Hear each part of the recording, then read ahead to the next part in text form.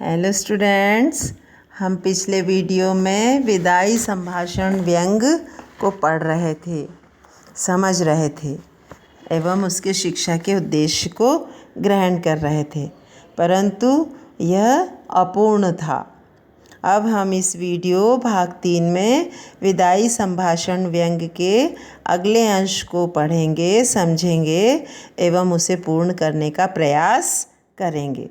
ठीक है, तो आप लोग अपनी अपनी किताबें खोल लीजिए और अपना ध्यान केंद्रित कीजिए। ठीक है,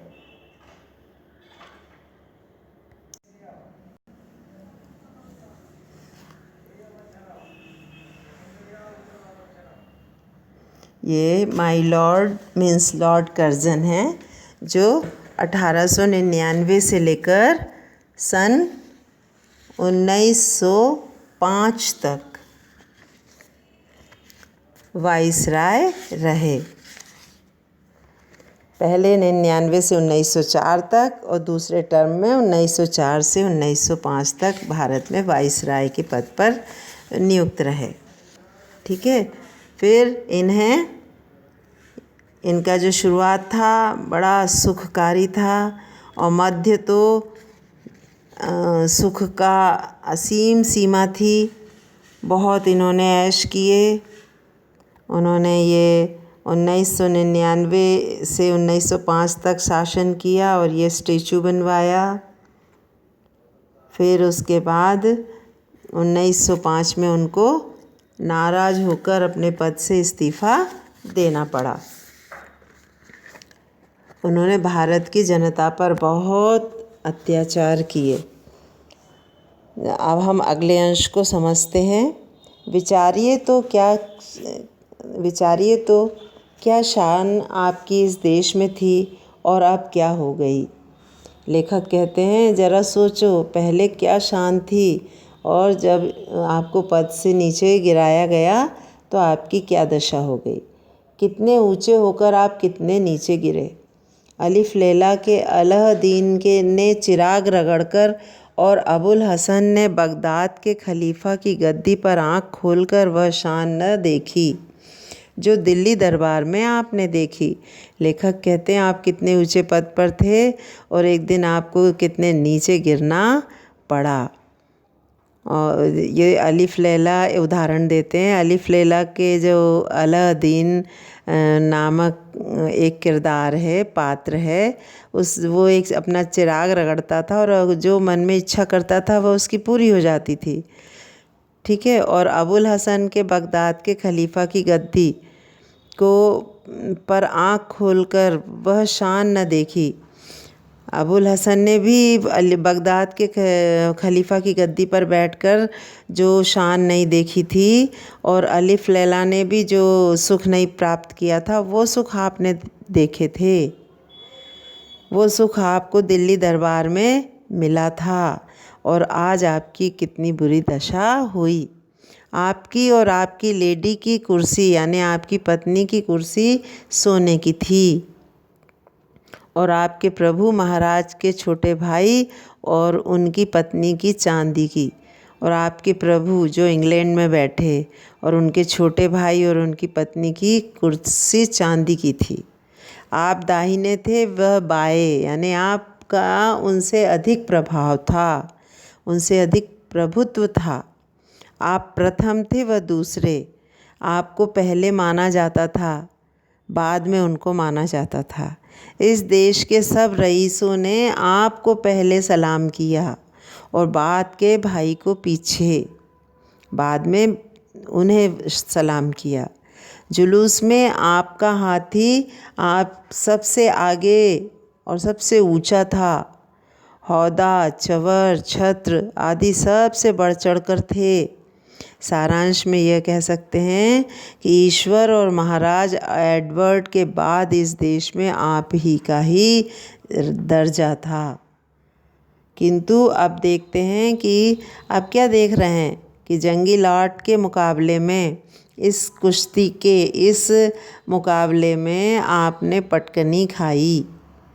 इस कुश्ती में, इस लड़ाई में, पद की लड़ाई में राजनीति की लड़ाई में आपने पटकनी खाई, मतलब आप नीचे गिरे, सिर के बल नीचे आ रहे। आपके स्वदेश में वही ऊंचे माने गए, आपको साफ नीचा देखना पड़ा। पद त्याग की धमकी से भी ऊंचे न हो सके। तो ईश्वर घमंडी का घमंड किस तरह चूर करता है, लेखक ये कहना चाह रहे हैं।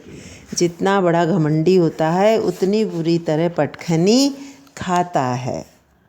आप बहुत धीर गंभीर प्रसिद्ध थे।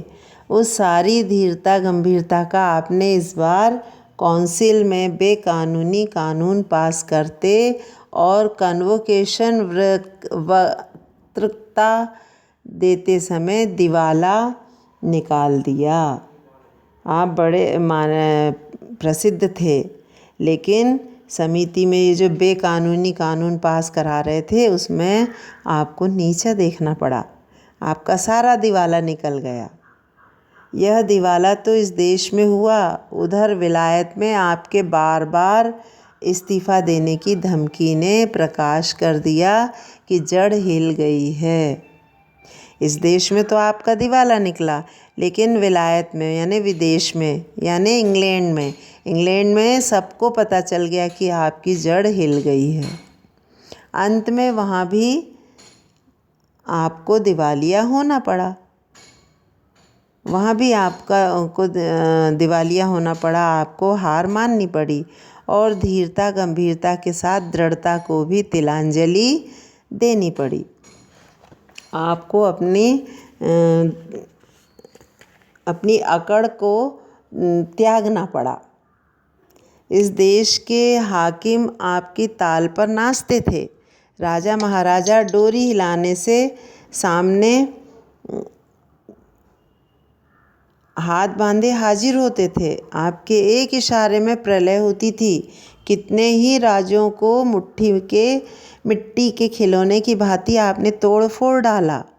कितने ही मिट्टी काट के खिलौने आपकी कृपा के जादू के बड़े बड़े पदाधिकारी बन गए।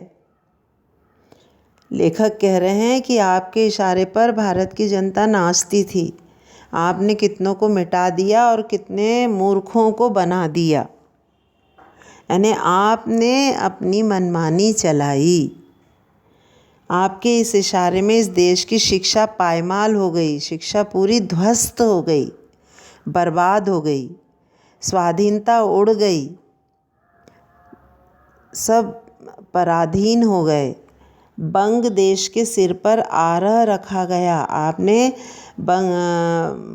बांग्लादेश को अलग कर दिया, भारत से बांग्लादेश को विभाजित कर दिया। इतने बड़े माई लॉर्ड का यह दर्जा हुआ कि फौजी अफसर उनके इच्छित पद पर नियत न हो सका और उनको उसी गुस्से के मारे इस्तीफ़ा दाखिल करना पड़ा। वह भी मंजूर हो गया। उनका रखाया एक आदमी नौकर न रखा, उल्टा उन्हीं को निकल जाने का हुक्म मिला। तो जो माई लॉर्ड कर्जन ने जो इस देश में अत्याचार किए, उसका फल क्या हुआ? उसका फल ये हुआ कि उन्होंने एक फौजी अफसर को अपनी समिति का सदस्य बनाना चाहा, वह पद उसे नहीं दिया गया और फिर उसी गुस्से में उन्होंने इस्तीफ़ा की धमकी दी और वो इस्तीफ़ा की धमकी भी मंजूर कर ली गई। इससे बुरा हाल क्या होगा? एक आदमी को वो नौकर नहीं रख सके और उन्हें उल्टा यहाँ से जाना पड़ा। जिस प्रकार आपका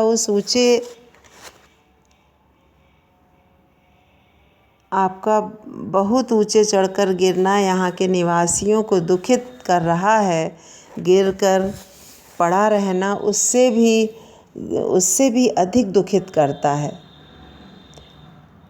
लेखक कह रहे हैं कि जैसे आप ऊपर ऊंचे पद पे थे, वहाँ से गिरे, तो उससे जो दुख हो रहा है उससे भी बड़ा दुख है कि उस पद पे रहकर काम करना। आपको उस पद से हटा दिया गया है, लेकिन फिर भी आपसे काम लिया जा रहा है, तो ये और भी अधिक दुखदाई है। आपका पद छूट गया तथापि आपका पीछा नहीं छूटा है। पद छूट गया, उसके बाद भी आपसे काम लिया जा रहा है। कितनी अधिक आपकी बुरी दुर्दशा हुई है।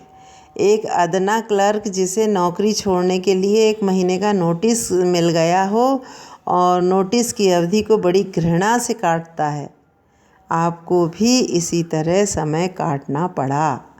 आपको इस समय अपने पद पर रहना कहाँ तक पसंद है? आपको भी पसंद नहीं था, लेकिन आपको उस पर रहकर कार्य करना पड़ा। यह आप ही जानते होंगे अपनी दशा पर आपको कैसी घृणा आती है। इस बात के जान लेने का इन देशवासियों को अवसर नहीं मिला, पर पतन के पीछे इतनी उलझन में पड़ते उन्होंने किसी को नहीं देखा। लेखक कह रहे हैं कि देशवासी तो इतना उसे महसूस नहीं कर पाए, परंतु उन्होंने ये महसूस ज़रूर किया कि पतन के बाद भी आपको कितनी उलझनें झेलनी पड़ी, आपका कितना बुरा हाल हुआ। माय लॉर्ड, एक बार अपने कामों की ओर ध्यान दीजिए। आप किस काम को आए थे और क्या कर चले? लॉर्ड कर्जन, किस काम के लिए आए थे और क्या करके जाना पड़ा? शासक प्रजा के प्रति कुछ तो कर्तव्य होता है, यह बात आप निश्चित मानते होंगे। सो कृपा करके बतलाइए, क्या कर्तव्य आप इस देश की प्रजा के साथ पालन कर चले? क्या आंख बंद करके मनमाने हुक्म चलाना और किसी की कुछ न सुनने का नाम ही शासन है? क्या प्रजा की बात पर कभी कान न देना और उसको दबाकर उसकी मर्जी के विरुद्ध जिद से सब काम किए चले जाना ही शासन कहलाता है? लेखक ये कह रहे हैं कि इस देश में आपने क्या किया? आप ही ज़रा अपने आप से पूछिए, आपने जो शासन किया वो क्या ठीक किया? आपने जो अत्याचार किए वो क्या ठीक किए? क्या इस तरह कोई शासन करता है? इस तरह जनता की आवाज़ दबाकर अपनी मर्जी की मनमानी करता है? एक काम तो बतलाइए जिसमें आपने जिद छोड़कर प्रजा की बात पर ध्यान दिया हो। एक काम भी आपने ऐसा नहीं किया जिसमें आपने जनता के हित में किया हो, यह जनता की आवाज़ उसके हित में सुनी हो। केसर और जार भी घेरने घोटने से प्रजा की बात सुन लेते थे। ये केसर और जार ये बड़े तानाशाह थे। केसर रोमन तानाशाह था। रोमन जूलियस सीजर के नाम से बना शब्द तानाशाह जर्मन शासक जो 962 से 1876 तक जिसने राज किया रोम पर। और जार यह भी एक जूलियस सीजर तानाशाह था। इसने 16वीं सदी से 1917 तक बुल्गेरियाई शासक के पद पर कार्य किया। तो ये भी दोनों तानाशाह थे। तो ये भी एक बार प्रजा की बात सुन लेते थे, पर आप एक मौका तो बतलाइए। पर आपने एक मौका भी जनता को, प्रजा को नहीं दिया, जिसमें किसी अनुरोध का प्रार्थना सुनने के लिए प्रजा के लोगों को आपने अपने निकट फटकने दिया हो। कहने का मतलब ये, जनता को, प्रजा को एक बार भी मौका नहीं दिया, एक बार भी उनकी बात नहीं सुनी। नादिर शाह ने जब दिल्ली में कत्लेआम किया तो आसिफ जाह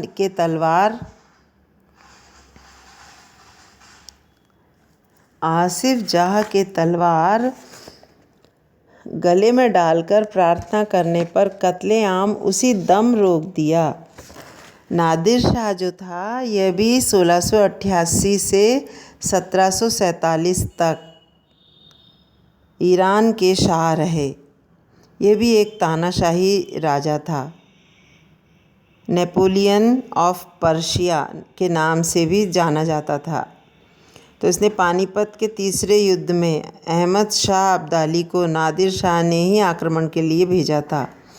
तो इस तानाशाह ने एक बार कत्लेआम को रुकवा दिया था, यह भी एक बार पसीज गया था, परंतु आपने जनता की एक बार भी नहीं सुनी। आप इन सब से बड़े तानाशाह निकले। ठीक है स्टूडेंट्स, अब इस व्यंग्य का अंतिम अंश अगले वीडियो में हम पढ़ेंगे, समझेंगे।